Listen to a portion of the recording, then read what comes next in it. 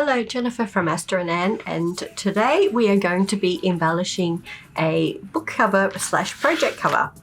It comes in a kit that looks like that, and this is one that I have started to embellish, and we're going to continue on and I'll explain and show you what we do there.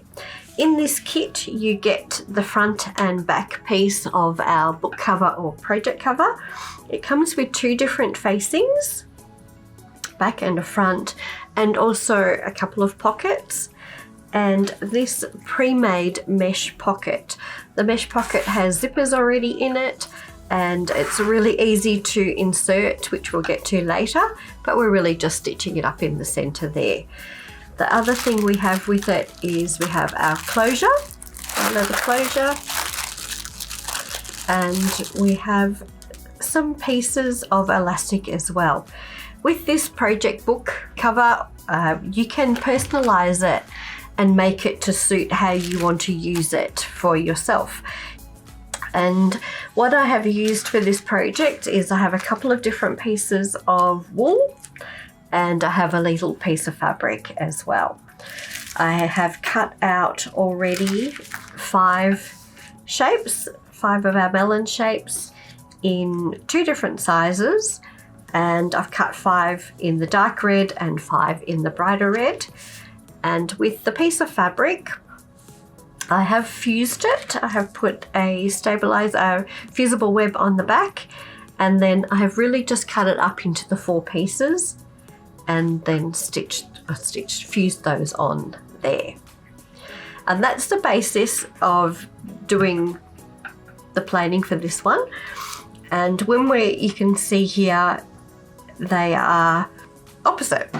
So when we have it closed, it's going to be the same on that side.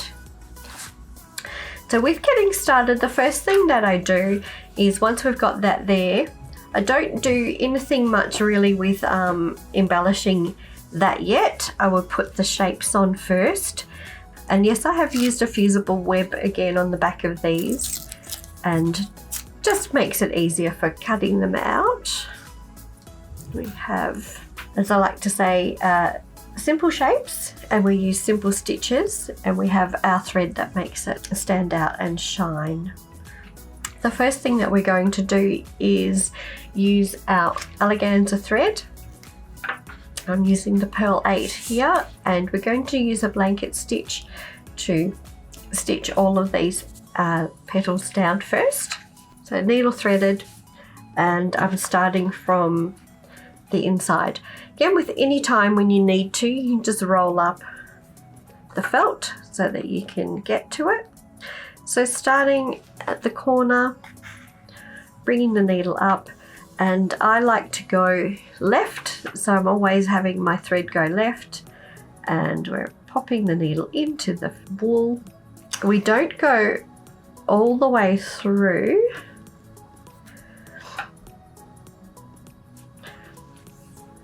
So there, so we see this tail here, we will bury that later, so I like to have a longish tail there.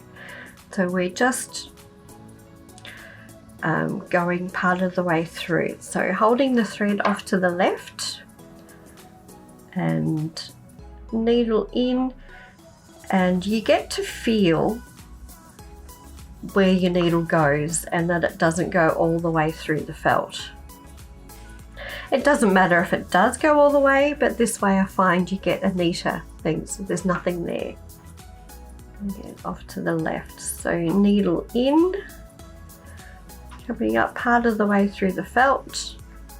The needle goes over the top of the thread and then off to the left. And I'm doing a good 1/4 inch, 6mm length on my stitch here, because I want it to stand out. I want the thread to be shown off. And then we want to try and make it have a nice even point. So from there, now we're going into that point there, and that's going to hold that down securely. just roll up and going back into that same center there, over the top of the thread, and that gives a nice really sharp pointed corner there, but it just shows it off. And then just finish with this one off in the corner. We are going to cover the center over with a circle, so you don't have to be too fussy, but we still like to keep it nice and neat. So go under that first stitch and then take that one back all the way through, and then we'll knot that off. And there we are. So with this one, it's just we'll do a knot. I didn't do don't have a lot of thread left here, but we'll do our knot as best we can.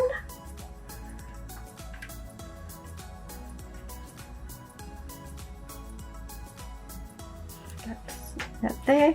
And what I do here is I like to just put the needle part way through the felt and re-thread it. Okay, and then I'm pulling the needle through and then burying that thread and then cut off the tail. Okay, so now I have got all 5 of my petals stitched down, and the next thing to do is we'll do our next layer, and then we will highlight those ones afterwards. So I'm really just popping these in between to create our layers. And this time, so first time I used just the solid eleganza thread. This time I'm going to use the variegated eleganza thread, just so I can get a little bit more movement through the leaves here, the petals shapes. So again, I've just tied, I've done a long tail on my thread and just going to stitch them on. So these don't really need to have those pinned in place. I'm just going to get started here. And same deal as before with stitching it on. And we're still doing that same thing with just going part of the way through the felt. But this one here, I'm actually going just through the other layer of leaf behind. So I'm not really going into the felt terribly much at all, just through the embellishment.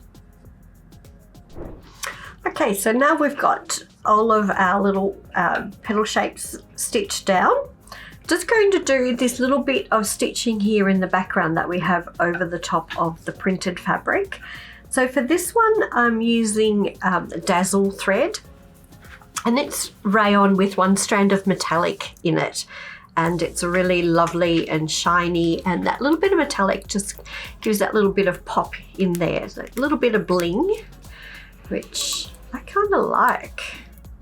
And with this, we're really doing a running stitch, kind of like doing a bit of a borrow effect in the background. And you can see here that I have gone over the edge of it in some places, and some others I haven't. So it's really personal taste. But we are mainly going to be holding it on, anchoring it down, and decorating it at the same time. So we're not going all the way through the felt. I've got where I've just my knot at the start, and you get to feel how it goes through or not go through. So you just, and for this I'm happy to do, you know, a reasonable length stitch because we want the thread to be standing out as well. So when I say reasonably long, we're looking at about a 1/4 inch or a 6mm length stitch. And here I'm just going to go over the edge. So I'm going to go into the felt I'm going through the center of the felt, and I'm going to come up, and then we will go back the other way. So nothing through here and back the other way. And we will just keep doing that, and you get to see that nice little shiny bit of thread as it pumps through. Okay, so I've finished stitching that the dazzle in the background, and a little bit more background stitching that I'm going to do is around here. So you can see here we've just got some more running stitch in the background. So we're creating some extra bits of texture with our thread. So nice and easy. And still, you know, happy to still do a reasonable length stitch because we want our thread to show up as well and to be a bit of our focal point. And really just looking at, so going beyond so that you can get to the next part. So pretending that there is a bigger leaf there, petal, and then going down. So you do get the feel for the thread not going in and out, and I guess it's kind of holding the felt a little bit differently too, because we're not doing this up down action, we're just going sideways. Okay, so I've finished doing our background stitching there. You can see we've got that really nice sort of blue just starting to shine through, which is looking really nice. The next bit that I'm going to do is this bit of just backstitch here again around each of these petals, and we're just going to add in just extra bit of colour. And again, I'm using some more dazzle thread, just starting in close to where our other petal is. So I'm just going to start in here, and I'm running along on the inside here of where our blanket stitch has ended. And again, same as before, we don't have to go all the way through. In fact, this one, we really just need to go through the wool itself. We don't need to go so much into the felt. And done.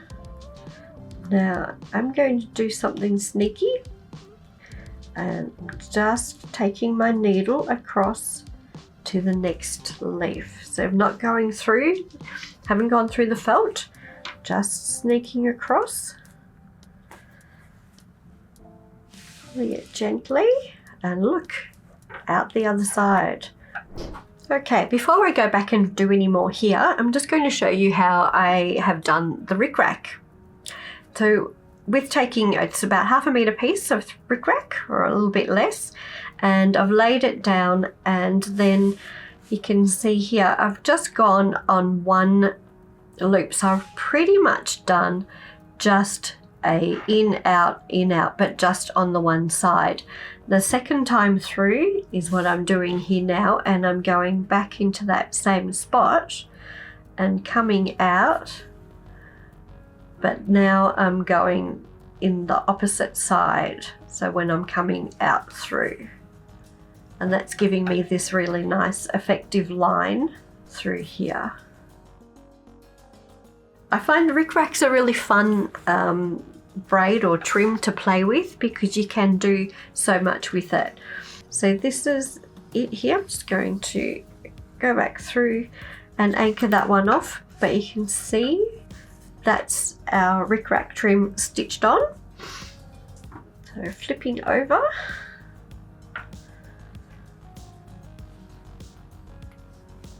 and do the same, bury the thread,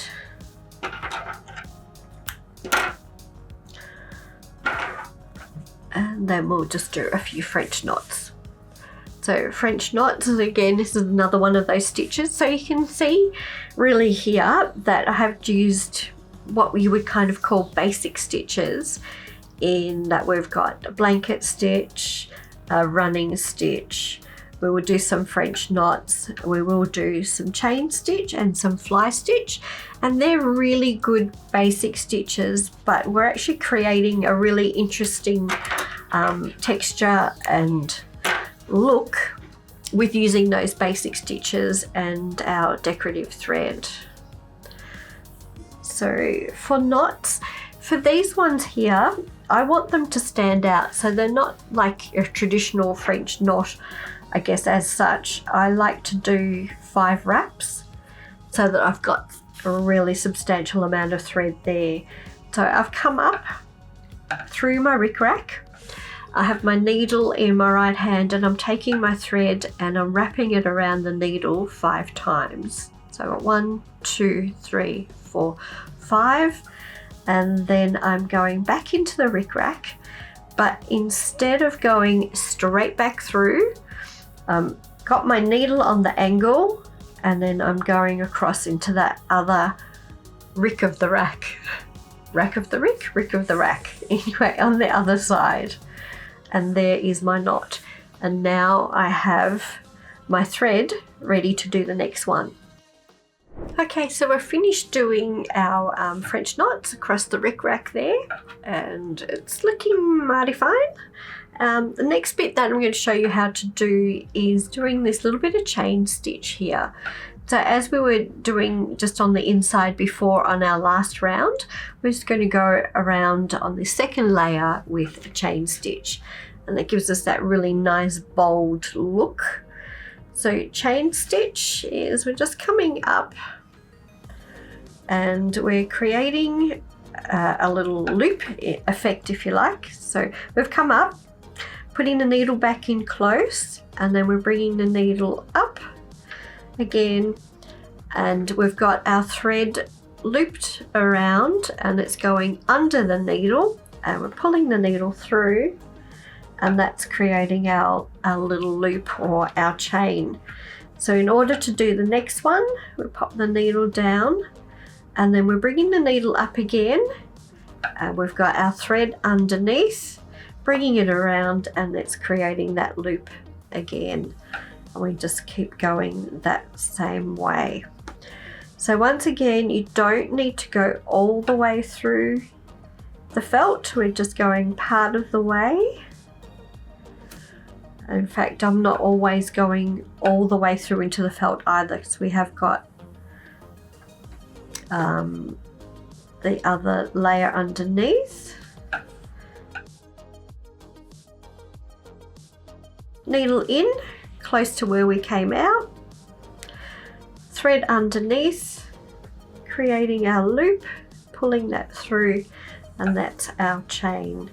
With this one here, when we get to the point, still needle in and around, and then pulling that through, and then we are going to want to pivot, if you like.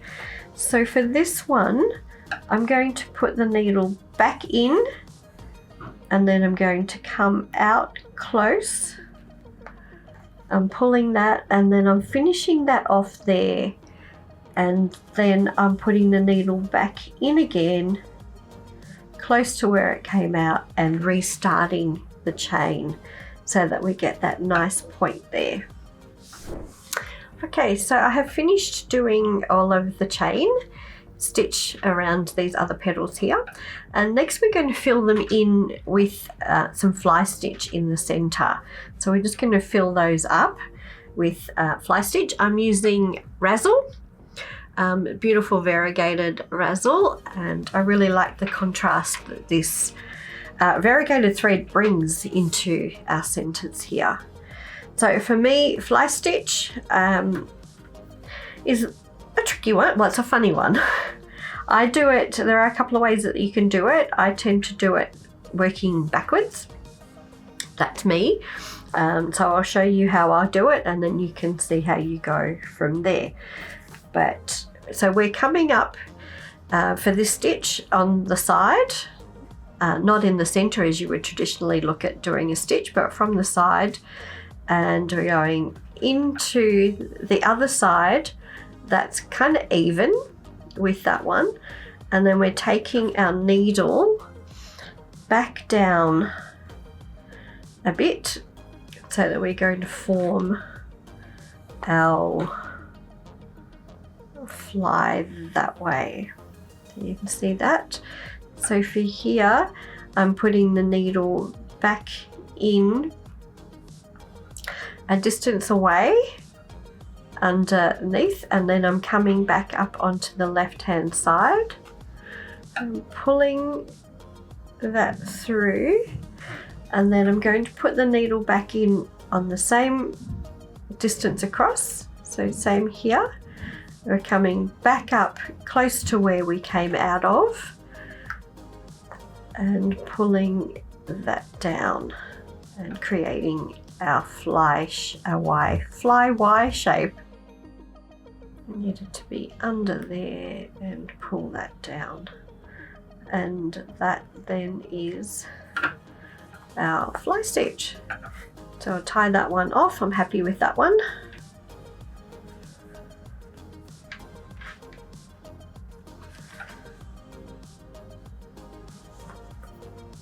That. Okay, so I've finished doing all of the fly in the centers. Now we'll do some more French knots, because we can never have enough knots. But adding in some sequins. Now again, you could just leave this here if you wanted to, but it is entirely up to you, you know, how far you'd like to go with your embellishing. I sometimes think, yeah, more is more, but it just depends on your own personal taste. But I'll show you how I'm doing this, and I'm using the Dazzle thread again. And traditionally, when you were stitching on a sequin, you would use a seed bead to anchor it on. I don't. I like to use the thread, and with the knots we're creating our own kind of seed bead in a way. We're looking at trying to put 5 sequins on here. So I'm going to start at the top, and for this we're just coming up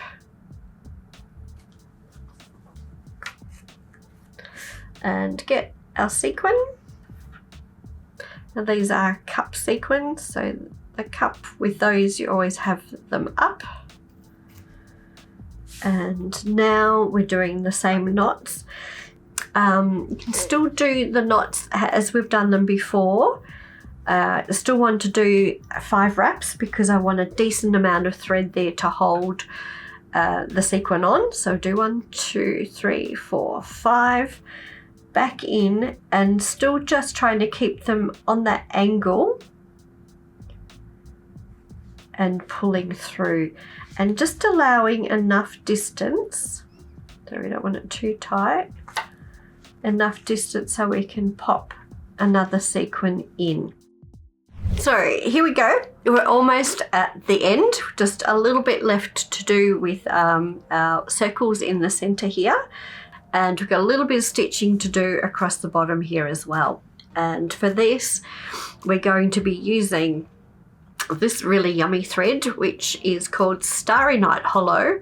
It's by Kim Rado, and I love it. So just a little thread talk here. This is variegated rayon, and it's got 1 strand of metallic through it like the Dazzle. So it's a mix of the two. So I really love this thread.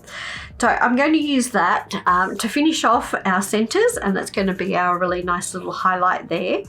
And I'll just finish off these little pieces in between on our rickrack. And I should say too that the needle that I have been using throughout this, it's affectionately known as the WonderFil needle. It's nice length and it has a nice big eye, and it works beautifully with all of these threads and the embellishing. The WonderFil needle will be coming in all of our felt kits. So if you want to know any more, just ask about the WonderFil needle. So here, all we're doing is we're just going over the top of our anchoring stitches, that we put down, and just doing that little bit. Again, you'll get into a little bit of a rhythm. So we go across and across. So each time we're just going across, but we're crossing over our center line. So you can see that across, and we go back onto this side. So it's like being on the left side and the right side, or the dark side and the light side. You know, one of those kind of things. I'm just going to do something a little different this time for finishing off our center. Going to do this, sewing this circle, stitching circle onto this circle in my hand before we stitch it on here. And my plan for this is to do blanket stitch around, but we're going to be going all the way into the center, so it's kind of like a long blanket stitch. So I'm starting on the outside. I have my thread going across to the left, going right into the center, and then I'm coming up and pulling through. I'm going back across to the left into the center and coming back up, and I'm going to go all the way around like that. And I love the way we can put these threads over the top of the wool and you get these really beautiful effects. Another one, and I'm back where I started. That through, and I'm going to just under the start there, and I want to do some knots here in the center.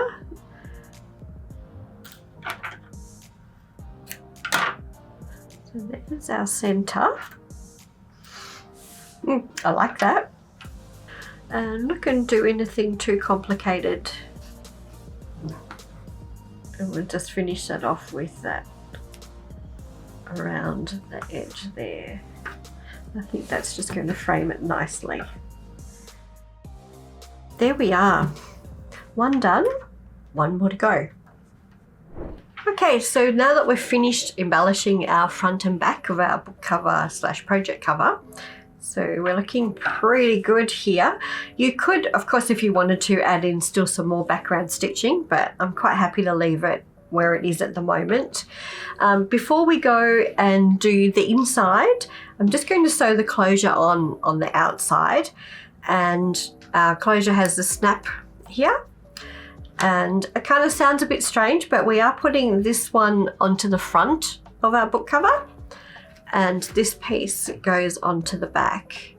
So I always like to stitch the front on first, then I can pop that on there and make sure I've got it in the right spot on the other side. So first of all, you just need to mark the center. And again, grabbing one of our pins, mark the center. Now you can do these by machine as well as by hand. I tend to do by hand, that's just always my preference. And I'm just going to, again, do our usual thing and start from under the top there, part of the way through and popping up into the holes. And we are going in and out here, because we're going to cover up the inside of our closure.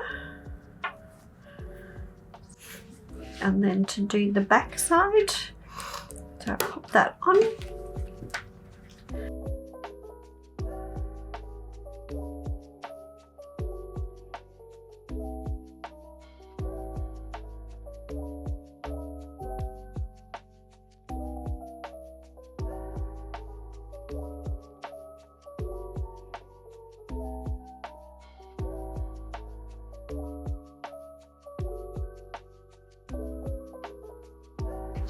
And that is our closure done. Okay, so before we start to do work out what we're going to do on the inside of our project cover or book cover, just show you what I have done in the past in some other ones. So this one with the elastic that comes in our kit, I've just stitched a little bit in here and made it so I can pop some pens and things in there. Also got a little spot here where you can pop some cards or some other little stationery items or whatever, depending on what you want to use your kit for. So that's that one. With this one, we've done the same kind of flower shape, but this one has been done by machine, a few extra layers, but you can still do that same kind of process here. But on the inside, I've just popped the pockets in there. I've done a little bit of extra embellishing on the back facing. Here, I popped in some of the elastic just on the side here and created my pen holder that way. You can do, I've done it on that side. I've also popped the elastic on the top so that when it opens, then the pen has been on that side. So you can kind of really do as much or as little as you like. This one, I've stitched some of the elastic just across the center here, and that's so that if I wanted to, I could, you know, pop in some scissors, whatever. The elastic you can use however you like. You have two pieces in there, and really doing the distance apart with the stitching is entirely up to you as to what you might potentially want to use the kit for. Okay, so I'm just going to stitch the pockets on to the wider of the facings. So I'm using that as the front, and I'm going to leave it so that I've got a little pocket on the top and the bottom there, and really just looking at centering it and going to stitch around the three sides. And I'm going to stitch some elastic across the center here, and then we'll just do a couple of spots where we can use it as a holder for something. So really just, we want the elastic to be secure, so I like to go forward and back a couple of times. And I'm just pulling it over so it's a little bit on the tighter side across to that edge.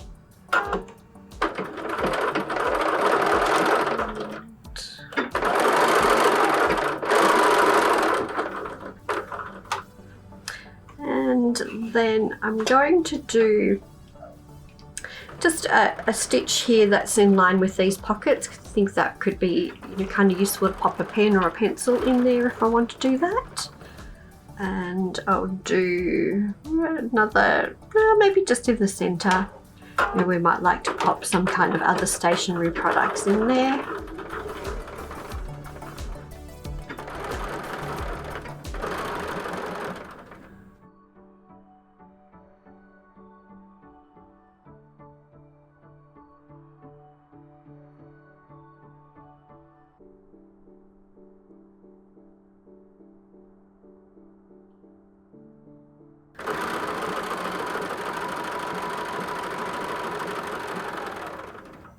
Then when I'm stitching them together, I'm going to flip it that way, and I like to start, sorry, I'm flipping it that way so that I can see when I'm stitching across on the closure.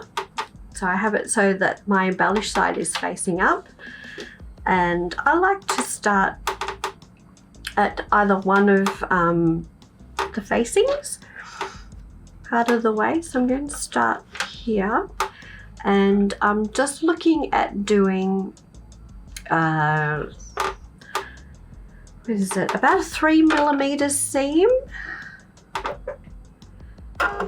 and starting there.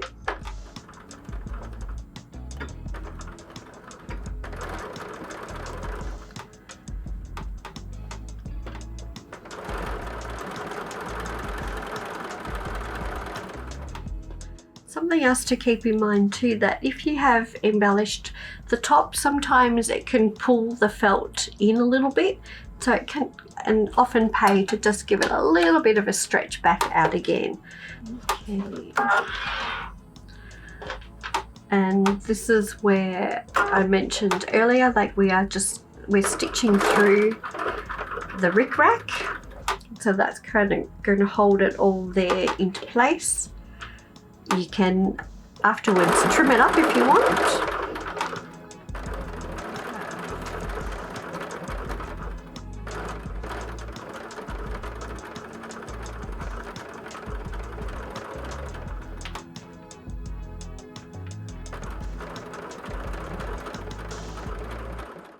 Should say too, I'm using an open toe foot to still stitch it all together with, just because I like to see where I'm stitching. And I started at that facing, but I'm going to keep going, and we're going to add in our other one. So we're going to continue with this line of stitching all the way across.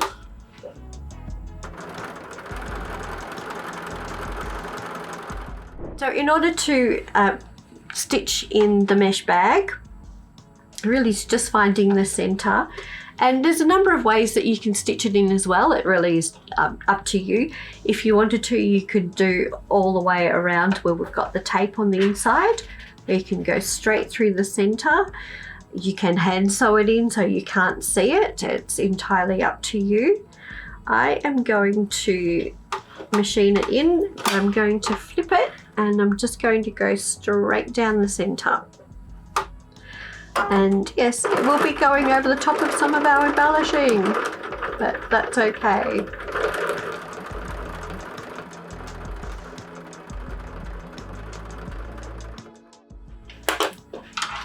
That's it, there's our mesh bag stitched in. Okay, so yay, we have finished our book cover slash project cover, and I'm really happy with it. I think it's actually worked out really, really well. So we've got all of our decorative embellishing there, and we have obviously the same, so it's looking pretty swish. So wherever you go, you can show off your book cover. So I'm just going to pop a little book in here so you can see they just slot in. Slide it in there, and a pen in the pieces of elastic here, and that just holds in nicely. And there we go, one project cover, book cover slash project cover already made. I may actually just trim this up a little bit. That's kind of got a little raggedier than I was thinking, so a little haircut. And that is just one of the things that you can do with our book cover project bag. There is so many other embellishing ideas that I have on our Facebook and Instagram page, along with Pinterest and YouTube. So you can find more embellishing and creative ideas there. So please check them out, and don't forget that if you have liked this video, that you like and subscribe. So until next time, thanks for watching. Thanks for watching. And if you enjoyed this video, don't forget to like and subscribe for more great tips, tricks, and tutorials. You can also sign up for our weekly newsletter to get the first look at free projects, sewing tips, and inspiring tutorials delivered right to your inbox. Check out the description box below to sign up, as well as find a list of stores and retailers that you can purchase WonderFil threads from in your country.